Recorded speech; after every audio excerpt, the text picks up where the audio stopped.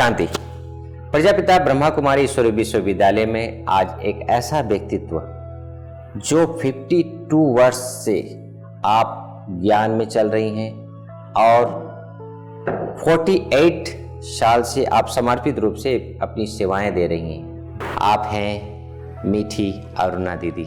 जी हाँ, एक ऐसे व्यक्तित्व कूट कूट कर ज्ञान के रंग चढ़ाएं कई आत्माओं पर। आप हमारी शारदा दीदी के साथ काफ़ी लंबे अंतराल तक रहीं और आज इनके साथ हमारी मुलाकात हो रही है। अरुणा दीदी, ओम शांति। ओम शांति। दीदी, सर्वप्रथम ये बताएं कि आपका जन्म कहाँ हुआ था? हमारा जन्म बॉम्बे के अंदर हुआ। पढ़ाई लिखाई बीएससी तक की बॉम्बे में ही? बॉम्बे में की। ब्रह्मा कुमारी के संपर्क में आप कैसे आ गए?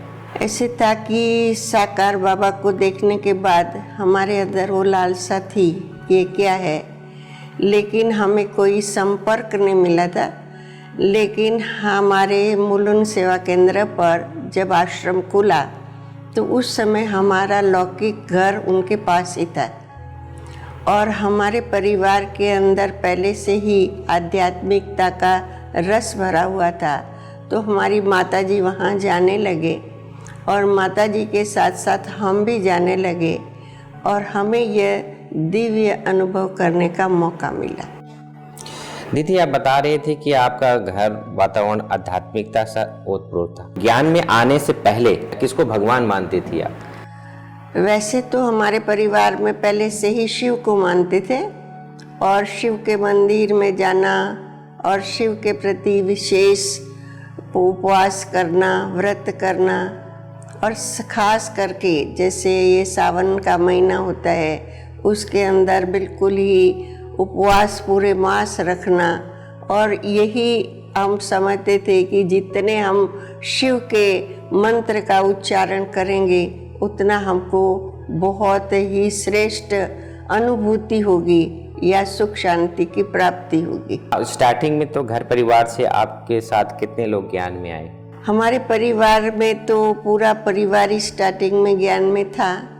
हम 3 बहनें तो समर्पित हो गए हैं। एक बहन और भाई वो लौकिक दुनिया के अंदर है। बाकी पूरा परिवार, माता पिता बहनें सब एक साथ ज्ञान में चले। एक तो हमारी बहन माउंट आबू म्यूजियम के अंदर वर्षा बहन है, दूसरी बहन है पूना के अंदर चंदन नगर में प्रतिमा बहन है और तीसरी मैं हूँ। दीदी, जिस प्रकार से हम ब्रह्मा कुमारी की गतिविधियों को हम जानने लगे हैं, जब हम जान गए कि परमात्मा आया हुआ है, पहचान गए हैं, तो ये हमें पता चल गया कि मेरा माता भी है, पिता भी है, सखा भी है, तो आपको सबसे प्रिय संबंध कौन सा लगता है? हमको प्रिय संबंध बाप का लगा, क्योंकि पिता के संबंध से हमने अनुभव हुआ। जब हम आश्रम पे आए और आश्रम में योग में बैठे थे उस समय ही हमें साक्षात्कार हुआ कि निराकार हमको अपने साथ खींच रहा है और साकार बाबा का चित्र हमारे सामने आ गया था। बाबा पाहे पसारे हमको गले लगा रहे। उन साक्षात्कार के बाद हमारे जीवन के अंदर बहुत बहुत परिवर्तन आ गया। दीदी, आपने जब ये 7 दिन का कोर्स, मैं समझता हूँ साकार बाबा को आपने देखा होगा? हाँ, देखा। दीदी, ये जो 7 दिन का कोर्स जब हमने जानकारी प्राप्त हुआ, इसमें इस कोर्स में सबसे अच्छा चित्र आपको कौन सा लगा? सबसे अच्छा चित्र जैसे हमने समझा कि शिव और शंकर अलग है, वो चित्र हमको बहुत ही प्रभावित किया, क्योंकि भक्ति हम बहुत करते थे और भक्ति के अंदर शिव शंकर को हम एक समझते थे और उसी आधार पर हम बहुत मेहनत करने के बाद भी अनुभूति नहीं कर सकते थे। लेकिन जब बाबा के सामने आए और बाबा की दृष्टि ली, उस समय ही हमको यह अनुभव हुआ कि यही मेरा सच्चा पिता है। दीदी, जब ये पता चला कि ये मेरे माता पिता शिव बाबा हैं, तो आपने अपने जीवन का निर्णय कैसे लिया कि पूरे तरह से समर्पित होना है? क्या है, उस समय तो इतना आकर्षण था दादियों का भी, क्योंकि दादियों के अंग संग थे ना, और हर समय बड़ी दीदी जी पुष्प शांता दादी जी, ये हमारे लौकिक परिवार में आते रहते थे और उनका प्यार इतना था जो हमको कोई भी मुश्किल का अनुभव नहीं हुआ कि हमें कैसे संसार छोड़ना है, ये भी कोई क्वेश्चन नहीं था। सिर्फ हम उनके प्यार में इतने खींचे गए कि हमने कुछ सोचा भी नहीं और हमें समर्पित होने में कोई मुश्किल भी नहीं पड़ी। हाँ, समाज के अंदर सभी ऐसे ही कहते थे कि देखो ये अपने परिवार में बच्चियों को संन्यास करा रहे हैं, क्योंकि उस समय का जो वातावरण था तो लोग कहते ब्रह्मा कुमारियों में काजू बादाम खाते हैं, वहाँ बहुत ही सुख मिलता है। तो समाज में ऐसा था कि ये लोग इसीलिए आकर्षित हो रहे हैं कि वहाँ सुख मिलता है और समाज के रीति रिवाजों को ये लोग छोड़कर और परमात्मा की तरफ आकर्षित हो रहे हैं, क्योंकि उस समय का माहौल ही ऐसा था। और हमारे परिवार के साथ साथ साकार बाबा के ऊपर आकर्षित होने वाले हमारे बहुत सारे समाज के परिवार भी थे, जिसमें बाबे के नलिनी दीदी का पूरा परिवार था और भारती बहन सल्ला दीदी और नीमू बहन का पूरा परिवार था। तो ऐसे कई परिवार के परिवार बाबा की तरफ आकर्षित हुए थे। तो हमें संगठन का बल भी था, इसलिए समाज के साथ संघर्ष करने में हमें कोई कठिनाई नहीं हुई और विशेष बाबा की वो मदद रहती थी और दादियों का प्यार, दादियों की दृष्टि, वो हमें इन सब बातों को सोचने में कभी भी मजबूर नहीं करती थी और सिर्फ हम उस तरफ खींचे जाते थे। हमारे परिवार को यही लगता था कि वही सच्चा हमारा दैवी परिवार ही हमारा परिवार है और इसलिए हम सहज ही ज्ञान में चल पड़े। दीदी, पहली बार आप माउंट आबू कब आए थे? जब हम पहली बार माउंट आबू आए 72 के अंदर, उस समय इतना माउंट आबू में कोई विशेष पांडव भवन नहीं था और ओम शांति भवन भी नहीं था, लेकिन हम जैसे ही आए वैसे ही हम सबसे पहले बॉम्बे में रहते थे, घर में रहते भी थे और बॉम्बे कोलाबा में रहते थे और कोलाबा में दादी पुष्प शांता और आता मोहिनी दादी की छत्र छाया के अंदर रहे। फिर दादी जी ने हमको थोड़े समय के लिए पूना के अंदर एक नया आश्रम खुला, उसकी सेवा अर्थ हमें वहाँ बिठाया।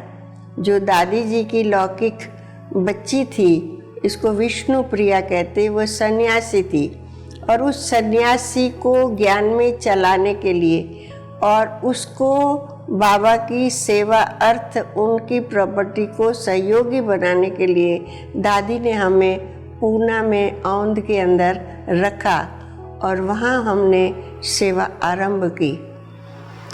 उसके पहले दादी ने हमको थोड़े समय के लिए अहमदाबाद भी ट्रेनिंग के लिए भेजा था। तो चंद्रिका बहन के पास हम 74 में गए थे।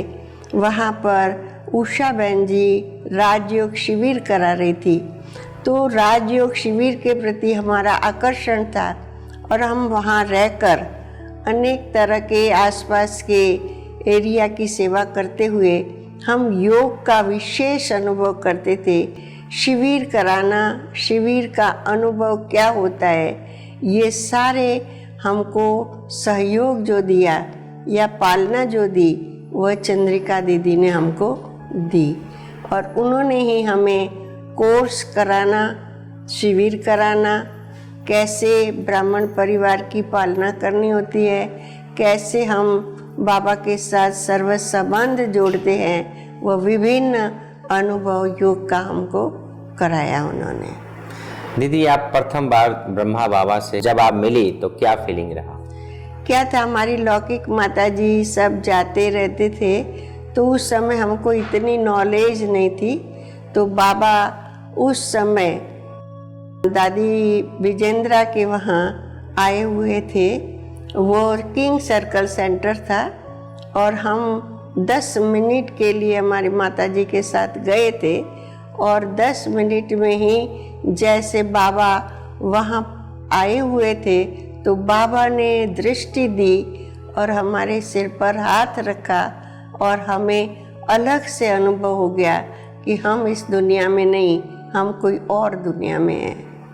हमें ये पता नहीं था कि ये ब्रह्मा बाबा है या इनके अंदर शिव बाबा आते थे, वो इतनी सारी हमको नॉलेज नहीं थी, पर कोई शक्ति है ये हमने उनमें अनुभव किया। जब आप प्रथम बार बाबा से आप मिले तो उनसे क्या आपको वरदान मिले? जैसे बाबा ने हमको पहली रीति से यही कहा कि ये तो अपने ही हैं। ये जो शब्द था, ये शब्द हमको अंदर में लग गया कि आजकल दुनिया में कोई भी अपना नहीं बनाते, लेकिन बाबा ने एक ही नज़र में हमें अपना बना दिया और हम उनके बिल्कुल समीप आ गए। पारिवारिक भाषण के 52 साल ज्ञान में चलना एक बहुत बड़ा अनुभव होता है। इस अनुभव में आपको कोई ऐसी विघ्न आया हो, कोई ऐसी घटना हो जो आपने ज्ञान योग से पार किया हो? ऐसे था कि जैसे हम 74 के अंदर हम पूना में रहते थे, तो पूना के अंदर गांव की सेवा करते थे और गांव की सेवा करते करते इतनी गर्मी थी, लेकिन हम इतने बाबा की याद में और बाबा के प्रति इतने वो थे कि अपने शरीर का ध्यान भी नहीं रखते और गांव-गांव सेवा करते। तो उस समय हमको अचानक ही ब्लड की उल्टियाँ शुरू हो गई। लेकिन दादी जी की जो बच्ची थी सन्यासी, उसने हमें तुरंत ही बॉम्बे हॉस्पिटल में ले आई और जैसे बॉम्बे हॉस्पिटल में हम 4 दिन रहे, उसी समय बड़ी दीदी मनमोहिनी जी ने वहाँ हमें आके मिले और हमें सीधा ही माउंट आबू लेके आए, क्योंकि उस समय हमारे फादर इतना ज्ञान की गहराई में नहीं थे।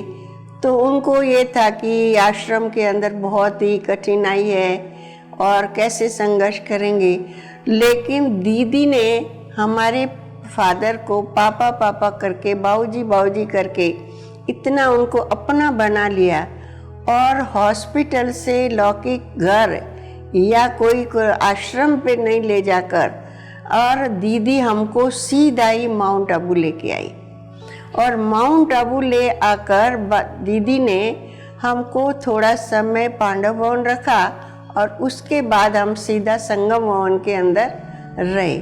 और संगम भवन आने के बाद हमने कभी भी अपने परिवार को अपनी तरफ आकर्षित लौकिक की तरफ नहीं हुए, हम सीधा ही अलौकिक की तरफ। दीदी ने हमको जो पालना दी, जैसे रोज के रोज उस समय हॉटलाइन लगी हुई थी माउंट आबू और संगम भवन, तो दीदी रोज सुबह अमृत वेले गुड मॉर्निंग भी करती थी, फिर आज क्या खाया, क्या नाश्ता किया, कैसी तबीयत है। तो दिन में कितनी बार हम उनके संपर्क में रहे और संपर्क में रहते रहते जो पालना हमको मिली, जो उनके द्वारा इतनी अलौकिक शक्ति, क्योंकि दीदी के अंदर विशेष वो अनुभव था कि दीदी अमृत वेले को बहुत महत्व देती थी और शक्तिशाली अमृत वेला कैसा हो, उसके सारे दिन में चाहे किसी भी समय कोई भी आत्मा दीदी से मिलती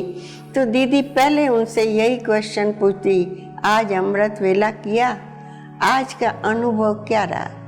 तो इन अनुभवों के आधार पे हमारे अंदर शारीरिक बीमारियां भी चली गई और साथ साथ जो परिवार के प्रति थोड़ा बहुत आकर्षण और मोह होता है वो भी हमारे अंदर सहज ही चला गया। दीदी, तो आप लोग 3 बहनें, फिर अलग अलग जो सेवाएं आपने निर्धारित किया, तो इस सेवाओं के अंदर में कोई ऐसा आपको विघ्न आया हो और आपने पार किया हो, ऐसे कोई अनुभव?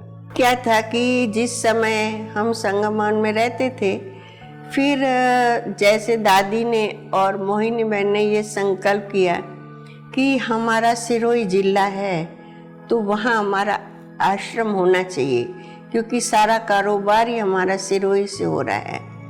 तो उस समय क्या था कि राजस्थान के अंदर ब्रह्मा कुमारियों के प्रति बहुत बहुत भ्रांतियाँ थी तो भोपाल बाई और मोहिनी बहन ने सिरोही में पहले तो एक स्थान लिया और वो स्थान लेके मेला लगाया। कोई आश्रम नहीं था, डायरेक्ट मेला लगाया सिरोही में।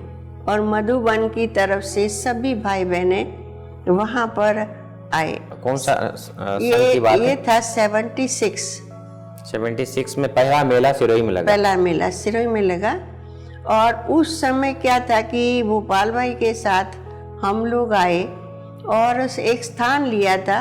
तो उस समय एक ट्रक ही थी और ट्रक के अंदर बैठकर हम भोपाल भाई के साथ सामान लेके आए।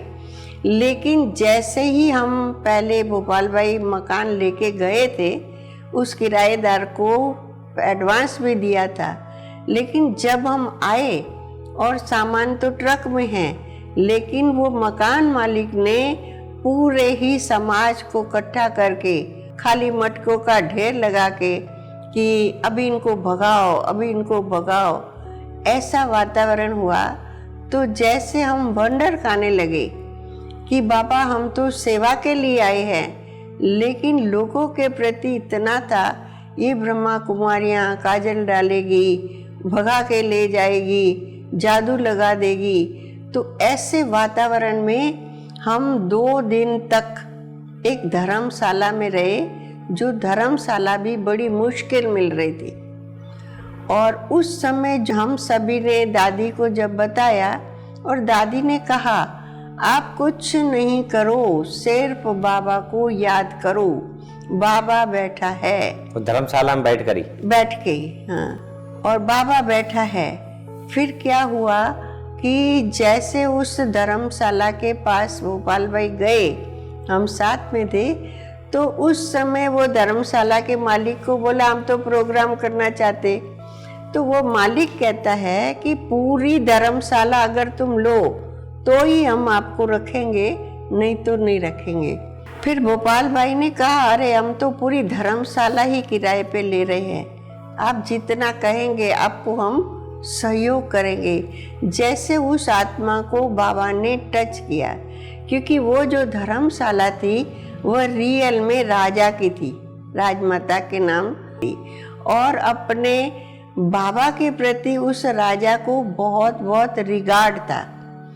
उस समय विश्व किशोर भाऊ और विश्व रतन दादा दोनों ही पहले जैसे माउंट आबू में आए थे, तो विश्व किशोर भाऊ वो राजा के पास, उस समय राजा अभय सिंह जी थे, राजा ही नहीं थी लेकिन उनका वर्चस्व बहुत था, उनके पास जाके मिलते और उनको कहते। तो उनके प्रभाव से भाई उन्होंने हमको राजमाता धर्मशाला दिलाई। और राजमाता धर्मशाला के अंदर आकर सामने राम जरोखा नाम का एक मैदान है, वहाँ पर बहुत बड़ा मेला लगाया। और 10 दिन का मेला पूरे माउंट आबू के अंदर सेवा का जो उमंग था भाई बहनों का, और सभी भाई बहनों ने इतना सुंदर मेला तैयार किया।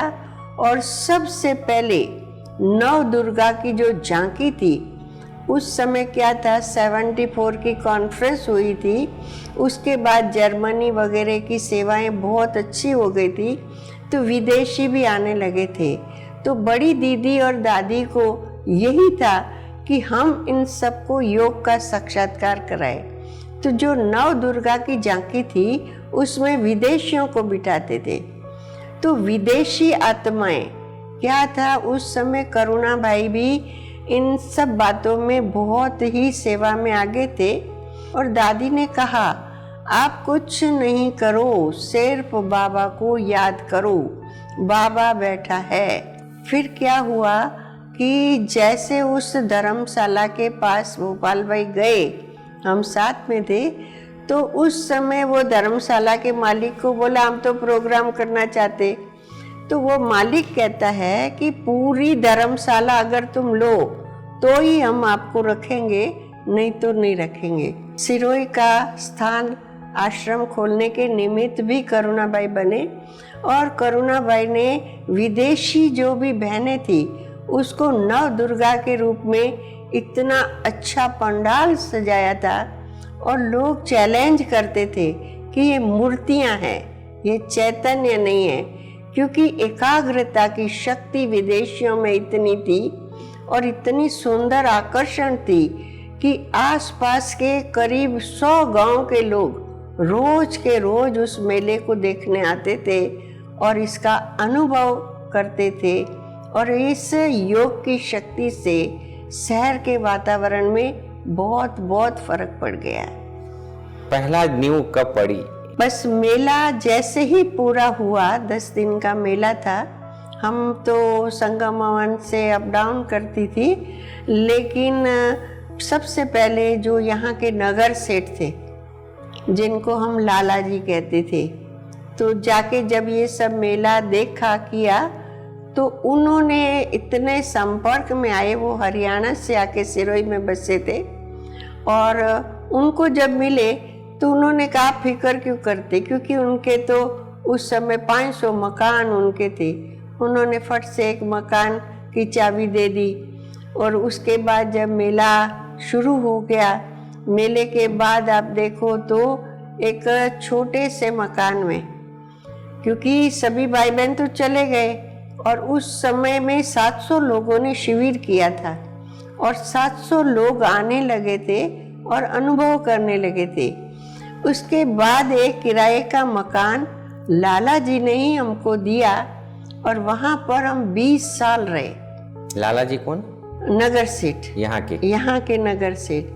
वो मात्र 100 रुपए के किराए के अंदर हम रहे, और उन्होंने इतना हमारे से प्रभावित हुए कि उनका मंदिर था, वो दिगंबर जैन थे और जैन धर्म को मानने वाले थे, और पास में ही बोला हमारे मंदिर के पास ही आप रहो, और उनका घर परिवार भी पास में रहता था।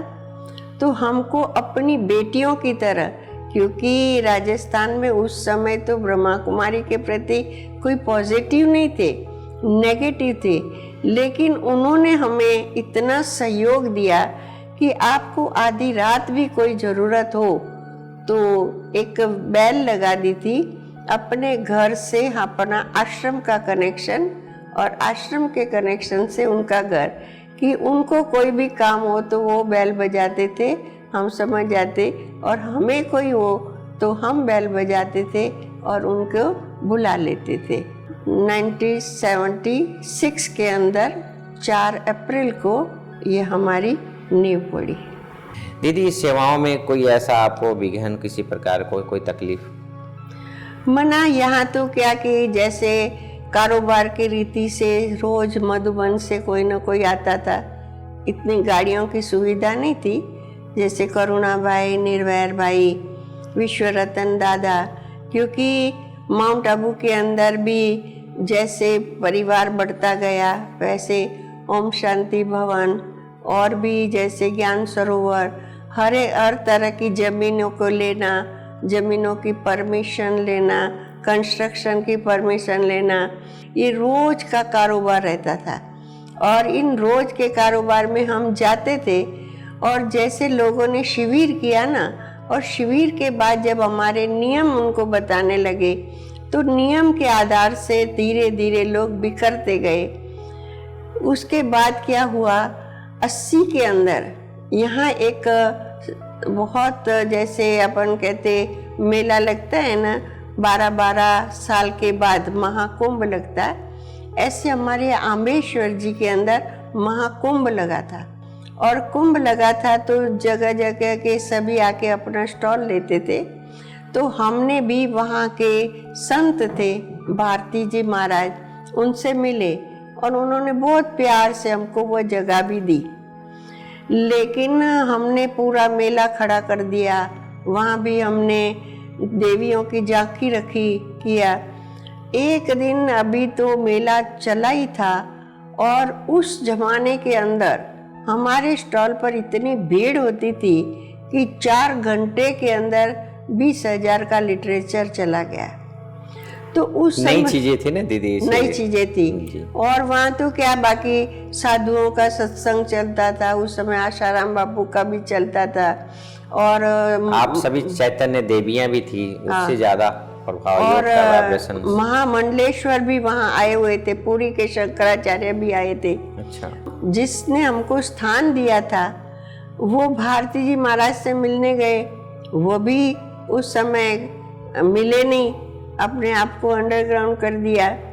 फिर सूरज भाई और हम सब मिलके शंकराचार्य के पास गए, तो शंकराचार्य भी हमने देखा वो इतने असमर्थ थे। उन्होंने कहा कि मैं कुछ नहीं करता हूँ, ये लोग कहते, मैं कुछ नहीं करता हूँ, ये लोग कहते, क्योंकि उस समय शंकर पार्टी नाम की कोई संस्था यहाँ घुसी हुई थी। तो उन्होंने उन सबको गलत गाइडेंस किया था। हमने बोला अच्छा आप कहेंगे ना तो ये चित्र नहीं रखे, बोले नव दुर्गा की झांकी रखेंगे। और उसके अंदर जब हम ब्रह्मा बाबा के बारे में समझाते, बोले यही तो है, यही तो पहले हटाओ इसको, यही शिव शंकर हटाओ। ये उनका संघर्ष था। लेकिन बाबा की इतनी रही कि हमारे स्टॉल तक हमने क्या बोला कि दादी ने कहा हमको संघर्ष नहीं करना है कोई, आप भले वापस ले लो उधर से, कोई आग नहीं लगनी चाहिए। तो हमने शंकराचार्य को बोला कि हम एक दिन के अंदर वापस समेट लेंगे, लेकिन यहाँ कोई साधु नहीं आए। तो बाबा की इतनी मदद रही और हम उस मेले को समेट के वापस आ गए। लेकिन देखो बाबा की कमाल, वो जो बीज पड़ा था शंकराचार्य के अंदर, तो वो शंकराचार्य करीबन 10 साल के बाद फिर पुरी के वो शंकराचार्य थे, वो माउंट आबू आए और माउंट आबू आके उन्होंने वो सारे अपने आश्रम को देखा किया। फिर बनारसी भाई उनको सिरोही में भी लेके आए थे, और जिन सिरोही में जिन भाई बहनों ने विरोध किया था उन सभी के सामने वो शंकराचार्य को आश्रम के अंदर हमने बुलाया, उनको भोजन कराया, और साथ में जो भी भाई बहनें थे उनको उनकी गलतफहमियों को दूर किया। और वही पर्चे हमने शंकराचार्य के जो अनुभव थे, और शंकराचार्य ने कहा मैंने यहाँ आके बहुत ही गलत ये अपना व्यवहार किया, उसके लिए उन्होंने क्षमा भी मांगी और उन्होंने अनुभव सुनाया कि ये कर्म करने से मेरे को कैसे गद्दी से उतार दिया। और अभी वापस मैं बाबा के पास आया हूँ तो वापस मेरे को ये गद्दी मिल रही है।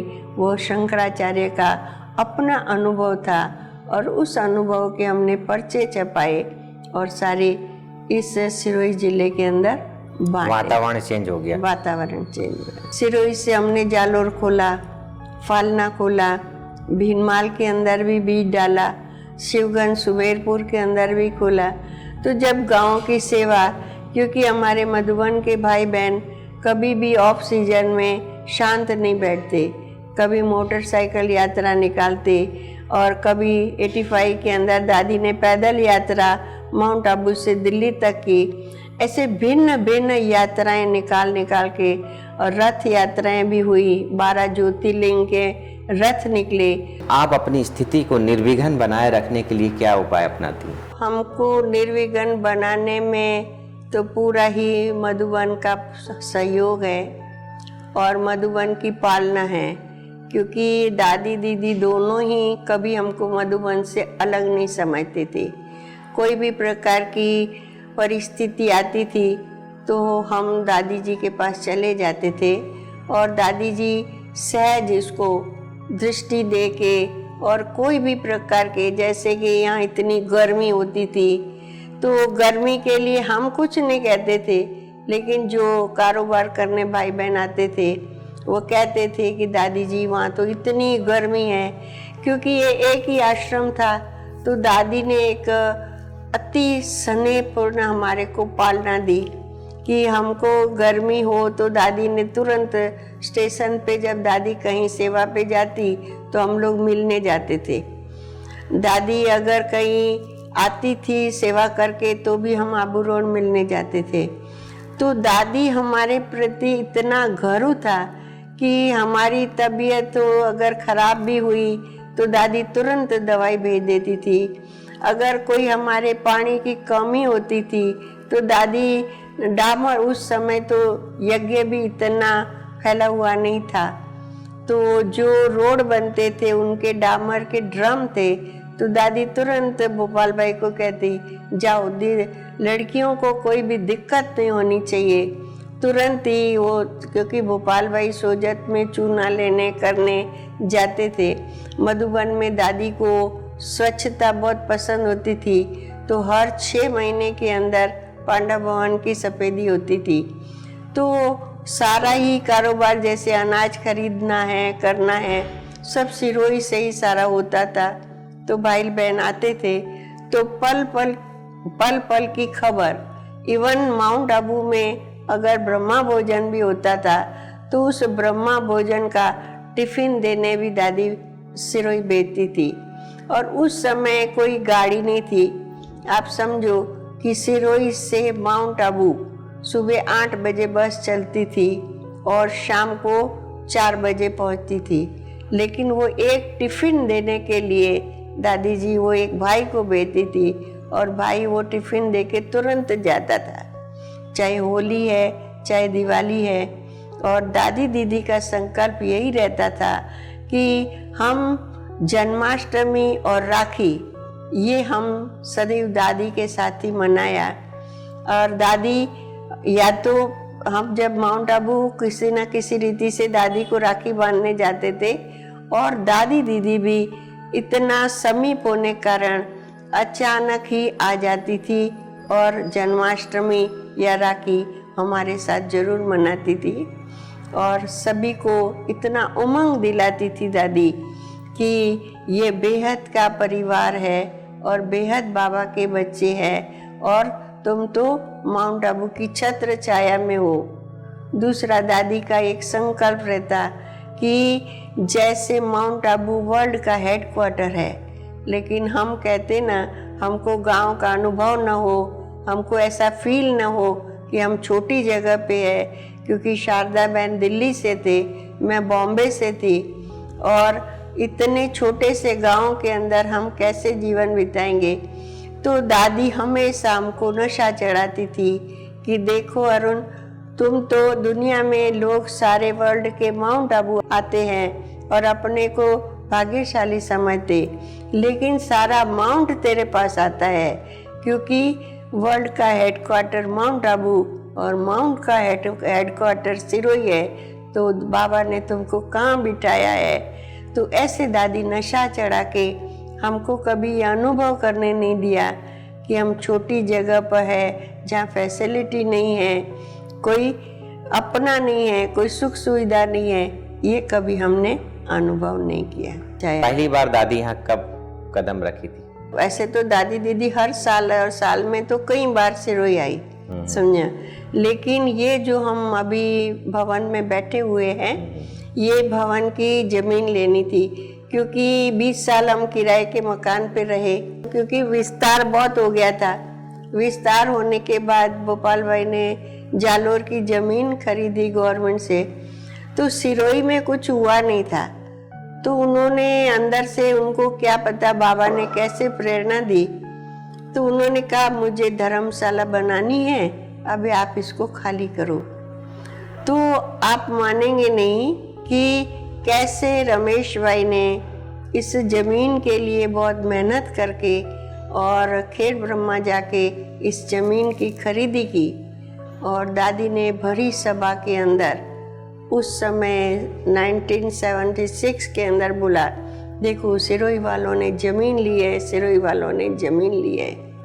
और माउंट आबू में इतनी खुशी की लहर हो गई कि सभी भाई बहने, जैसे हर डिपार्टमेंट के भाई बहने इनको अपना समझते थे। तो किसी को, दादी को नहीं कहना पड़ा, सिर्फ दादी ने वल्लभ दादा को निमित्त किया कि आप वहाँ जाओ और निर्माण कराओ, और सभी भाई बहनों के सहयोग से ये 9 महीने में ये भवन तैयार हो गया। तो सबसे पहले दादी 4 सितंबर में इसे भूमि की नींव डालने के लिए आई।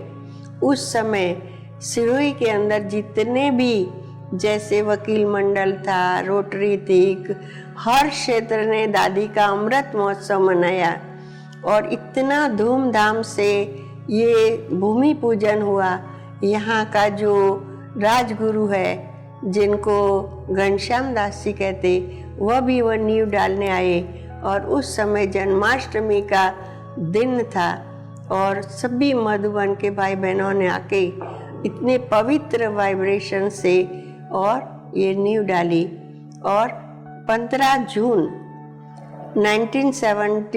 1970 में दादी यहाँ आके इस भवन की ओपनिंग की और उनके साथ मधुबन के भाई बहन भी थे, दादी निर्मल शांता भी थी और बॉम्बे से रमेश भाई भी आए थे।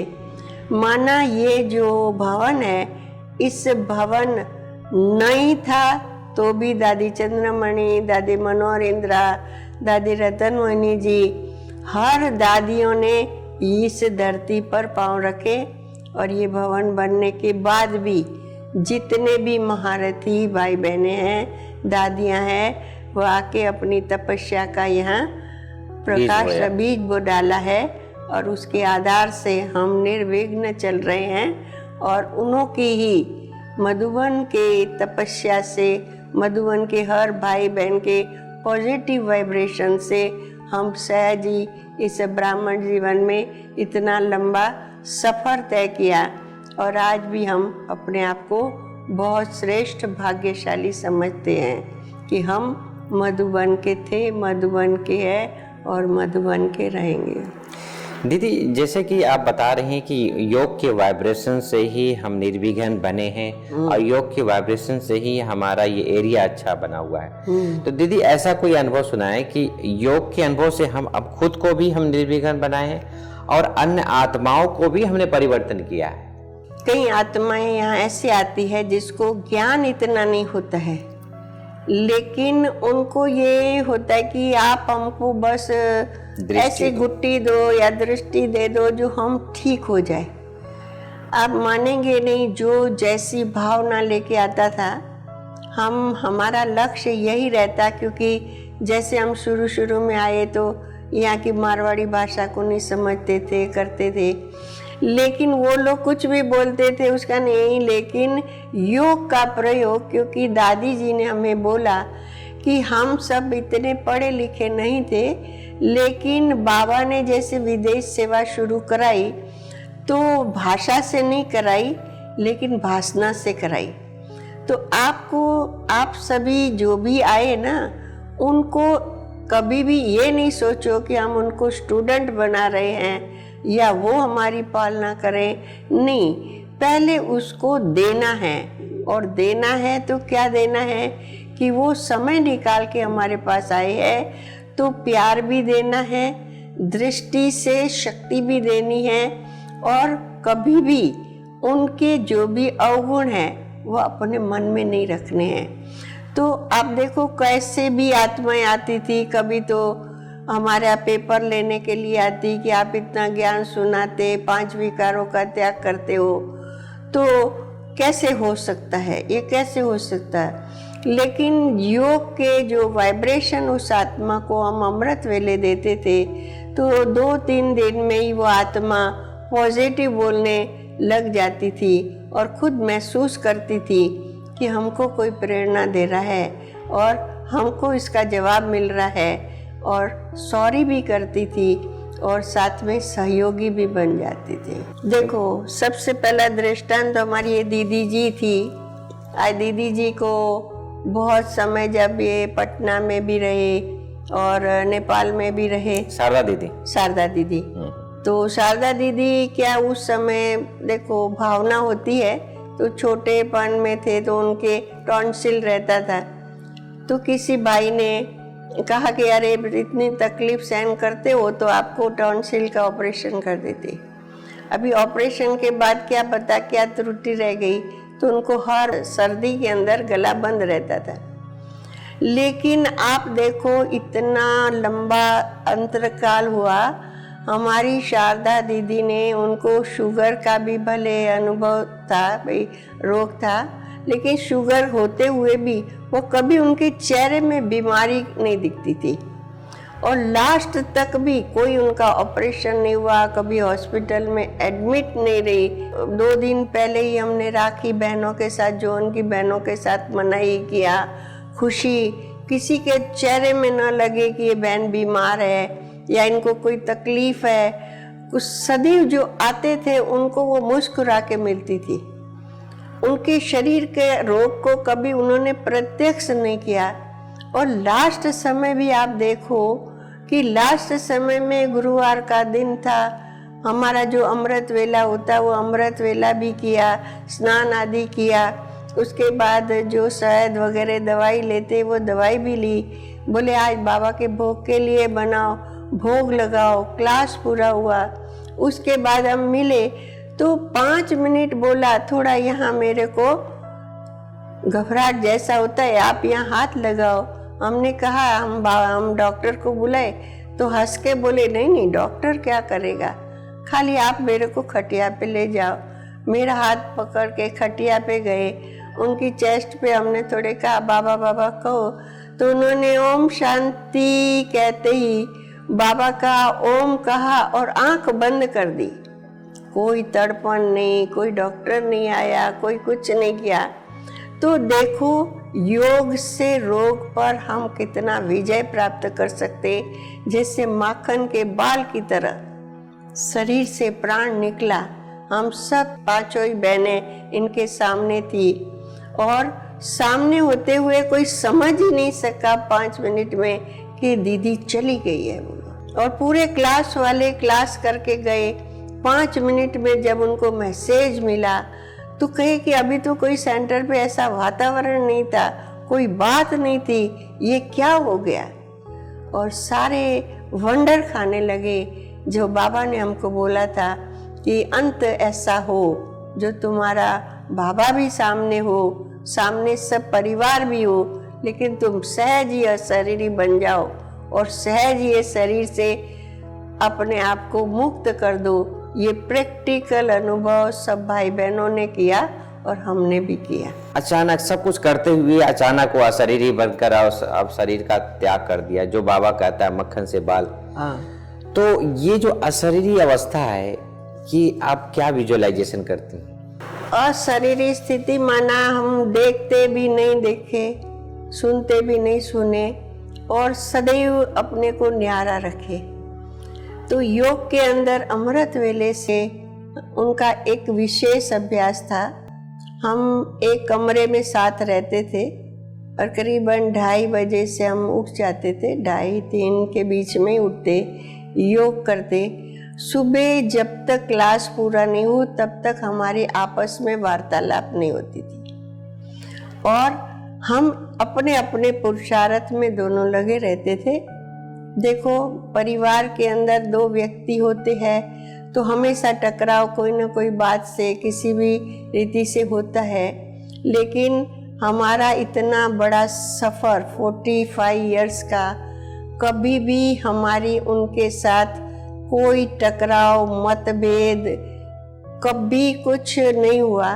और इतना गहरा हमारा रिश्ता था कि न वो हमारे बिना खाते थे, न हमारे बिना वो रहते थे। चाहे कितनी भी बाहरी सेवा में हो, हमको रात को यहाँ आना ही है और वह सहयोग देते कि हम बाहर का काम करते, वह घर के कारोबार को संभालते थे, करते थे।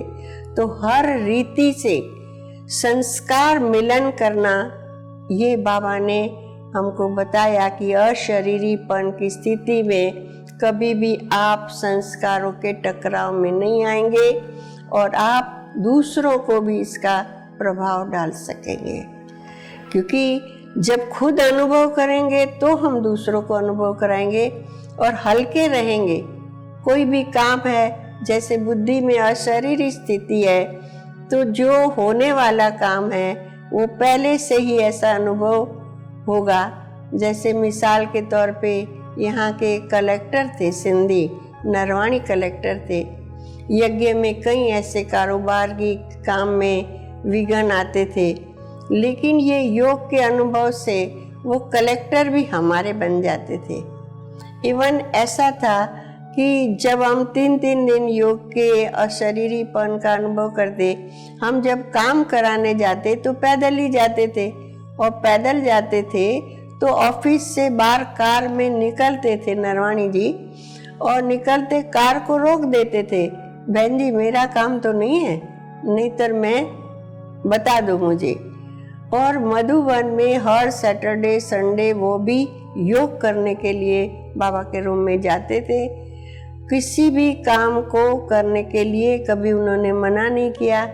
ऐसे अनेक प्रकार के ऑफिसरों ने हमको योग के अशरीरीपन के अनुभव से जैसे उनके तक पॉजिटिव वाइब्रेशन पहुंचता था, और हमारा यज्ञ का कारोबार सहज ही हो जाता था। दीदी, योग के वाइब्रेशन से सब समाधान हो जाता है। मैं तो समझता हूँ कि ये अशरीरी अवस्था जो है, हम कहेंगे सहनशीलता की प्रतिमूर्ति है। हाँ बिल्कुल, क्योंकि देखो कोई भी कार्य होता है ना, तो जैसे उतावलापन जैसे दुनिया में होता है, लेकिन हमारे अंदर अशरीरीपन की स्थिति होती है, तो सामने वाला कोई भी कुछ कह रहा है उसकी फीलिंग नहीं आती। जैसे डॉक्टर होता है, अभी डॉक्टर के पास तो पेशेंट आएंगे तो होपलेस केस ही आएंगे ना, लेकिन डॉक्टर उसमें सदैव होप पैदा करता रहता है, होप पैदा, अरे आप ठीक हो जाओगे, आप ऐसे हो जाओगे, ऐसे हो जाएंगे।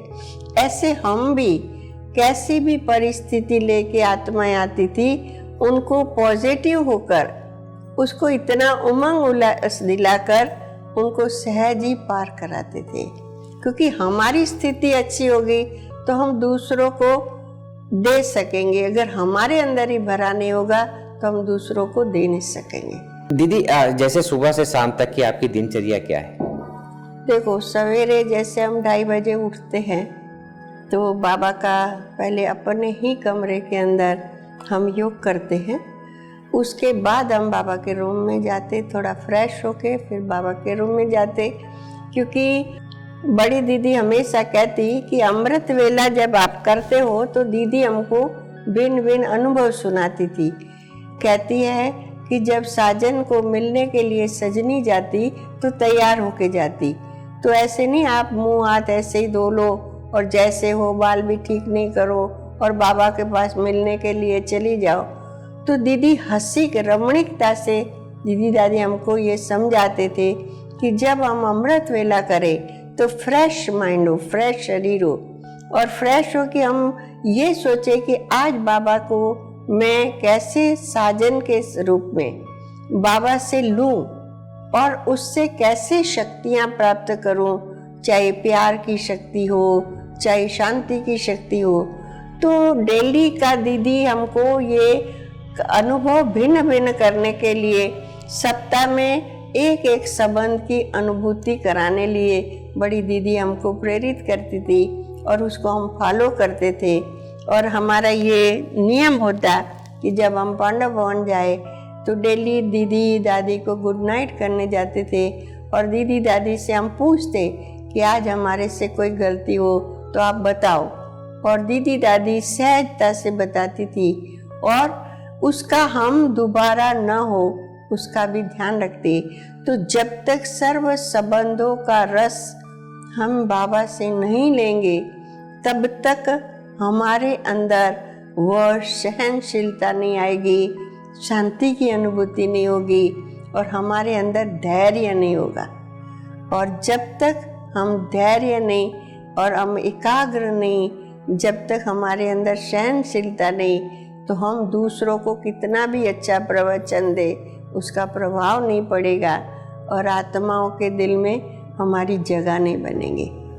इसीलिए तो कहते हैं ना दीदी कि शब्दों से ज़्यादा कर्मों की ध्वनि सबसे तीव्र होती है। हाँ, वास्तव में जिस प्रकार से आज 1.5 साल से लगभग कोरोना महामारी चल रही है, तो दीदी जो ऐसे युवा भाई बहने हैं जो बेघर हो गए हैं, नौकरी से तनाव से ग्रसित हो गए हैं, और बीमारियां आ चुकी हैं, और कोरोना जैसे महामारी हो चुका है, इस दौरान बहुत लोग युवा भाई बहने टेंशन से तनाव से ग्रसित हैं, तो वो ऐसा कौन सा उपाय अपनाएं कि वो तनाव से मुक्त हो जाएं और सहज राजयोग की विधि से अपने आप को निरोगी रखें? ऐसा कुछ शुभ शब्द? देखो, अभी तो समय आ गया है, सभी राज्यों को मानने भी लगे हैं और सभी अनुभव भी करने लगे हैं कि यही एक ठिकाना है। क्योंकि देखो, इतना कोरोना गया और लोगों ने अनुभव किया कि करोड़पति हो चाहे कोई भी आत्मा हो, धन से कोई भी उनको सैल्वेशन नहीं मिलेगी। एक बार कोरोना हुआ तो कितने लाखों रुपया चाहे कौन सी भी थेरेपी अपनाए, लेकिन उससे कुछ भी रिजल्ट नहीं मिली। लेकिन लोगों का निगाहें हमारे तरफ थी कि ब्रह्मा कुमारियों में क्या है। तो आप मानेंगे नहीं कि आज हमने योग का इतना वाइब्रेशन बनाया, और योग के ऊपर हम जैसे अपने शहर के, अपने संपर्क वालों के, इनके तो ऑनलाइन से भी उनको क्लासेस कराते थे, योग के प्रोग्राम रखते थे और उन सबको इतना उमंग में लाते थे।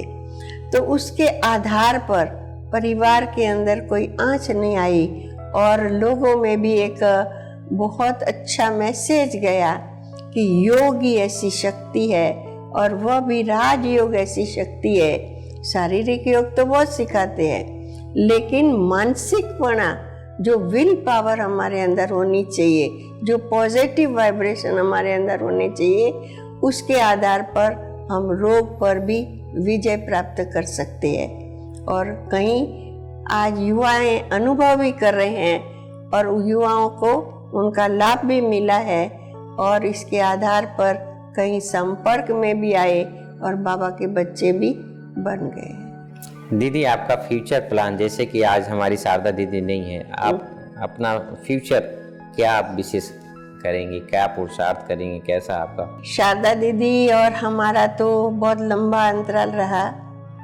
उन्होंने भी जैसे एक मत रहकर कैसे सेवा को बढ़ाना है, कोई के स्वभाव संस्कार को नहीं देखना है, लेकिन किसको आगे कैसे बढ़ाए, ये उनकी भावना रहती थी। हम भी जो भी आसपास के हमारे संपर्क वाले स्थान हैं, उन सब की सेवाओं को हम मिलजुल कर कैसे बढ़ाए और सभी ऐसे ही एक ही मत होकर और एक धर्म की स्थापना में कैसे सहयोगी बने, ये हमारा लक्ष्य रहेगा। कि कोई भी कमज़ोर आश्रम है उसको शक्तिशाली बनाना है, क्योंकि समय अभी बहुत थोड़ा है और हमारे पास जो भी है अनुभव है, या जो भी हमने इस जो बाबा के द्वारा या दादियों के द्वारा जो पालना दी है, उन सभी बहनों को हम उस पालना का अनुभव कराए। ये विशेष हमारा लक्ष्य रहेगा कि हम बाबा के घर तक अनेक आत्माओं को लाकर निर्विघ्न बनाएं और शक्तिशाली बनाएं। ओम शांति। दोस्तों, आज हमने देखा कि अरुणा दीदी ने अपने मुखारबिंद से जो जीवन के अनुभव सुनाए हैं, वास्तव में सराहनीय है। आज ऐसे दीदियों के अनुभव से हमें प्रेरणा मिलती है कि कैसे हम सहनशील बनकर सहनसा बनकर रहें। जितना हम सहनशील रहेंगे, अशरीरी का अभ्यास करेंगे, देही अभिमानी बनने का अभ्यास करेंगे, उतना ही हम सहनसा बनेंगे। बाबा के वाइब्रेशन से हमारे अंदर उतरेंगे और हमारे द्वारा ऑटोमेटिक वाइब्रेशन सेवा करेगी। हमें देने की आवश्यकता नहीं, ऑटोमेटिक जाएगी, सिर्फ हमें ट्रांसलाइट बनना है। ऐसे हमारे दीदी अरुणा दीदी ने, आपने देखा कि कैसे उन्होंने क्या क्या संघर्ष किए। जहाँ पर जल नहीं निकलते थे वहाँ जल निकाल के इन्होंने दिखाया। ऐसा मरुधल भूमि है राजस्थान, वो में जैसे महानगरी को छोड़कर, और आप परमात्म प्यार और ब्राह्मण परिवार का साथ से आप चलती आई और अपने आप को निश्चिंत बाबा की याद में परिवार से जुड़ा आप अपने आप को देखा, और आज दिन तक उसी अनुभव के आधार पर चल रही हैं। ऐसे व्यक्तित्व के साथ एक नए एपिसोड में नया एक दिव्य आत्मा आपके सामने हम प्रस्तुत करेंगे। तब तक के लिए धन्यवाद। ओम शांति। दीदी ओम शांति। ओम शांति।